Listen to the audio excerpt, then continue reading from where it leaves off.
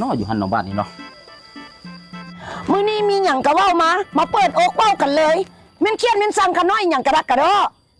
สิให้ก็ให้ได้เมื่อยอ้อนเมื่อยวอนแล้วได้หลวงปู่เอ้ยโอ้ยไอ้มันเจ้ามาเป็นบ้าเป็นบ่อมานบมาว่าอย่างก็ดูนี่บ่เรียกเฮือนการสานคือบ่เฮ็ดนึ่งข้าวนึ่งน้ำได้แม่ตื่นมาแต่เช้าแล้วมานบมันมาว่ากกไม้นี่ก็ทับคอมึงตายหั่นซะกระบ่ อ้าวก็มาทวงสัญญาน้ำหลวงปู่นี่แหละบ่ฮอดคิวค่อยจะเกลือนี่นะมันเจ้าสิมาอ้อนมาวอนเพิ่นเฮ็ดได้บ่มันบ่ได้เวียกบ่ได้งานเจ้าไปหานึ่งข้าวนึ่งน้ำไม่ค่อยไปเวียกไปการพุ่นนะเนี่ยมันสิได้อยู่ได้กินพุ่นนะโอ้ยเนาะ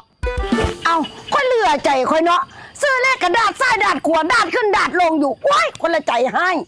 แล้วมันเจ้าซื้อเลขแนวเดิมหรือว่าดาดไปดาดมาด้านหน้าด้านหลังอยู่มันออก27เมื่อคืนนี้นะคือบ่ถูกซั่นคือบ่ซื้อ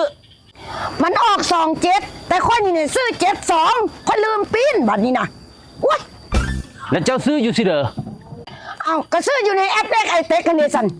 เอาจะซื้ออยู่แอปเลขไอเต็กมันก็ถูกตัวซื้อ2ตัวปิ้น3ตัวปิ้น3ตัวสลับถูกก็ได้เงินคือกันเอ้าแม่นว่ะโอ้ยห่ามึงไปนั้นซื้ออยู่แอปเลขไอเต็กบ่ฮู้หยังเนาะบ่แม่นถูกหรอวะมาเบิ่งดูอยู่ในโทรศัพท์มันย่านตายแต่บ่ได้มาเนาะก็กวดเบิ่งคักแน่กันละบ่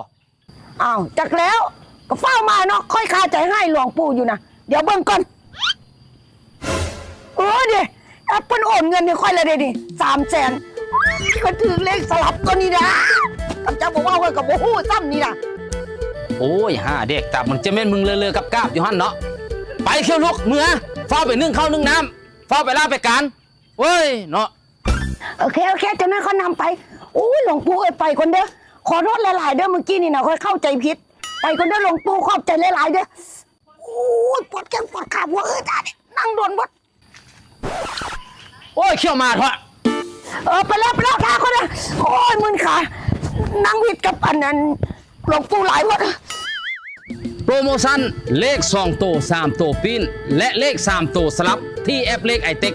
ซื้อจังเดือกระทึกบอกว่าสิปีนไปปีนมาปีนคว่ำปีนง่ายกลับไปกลับมาทึกคือกันโปรโมชั่นดีๆแบบนี้มีที่แอปเลขไอเต็กไปโหลดมาใส่เด้อพี่น้องที่ App Store และ Play Store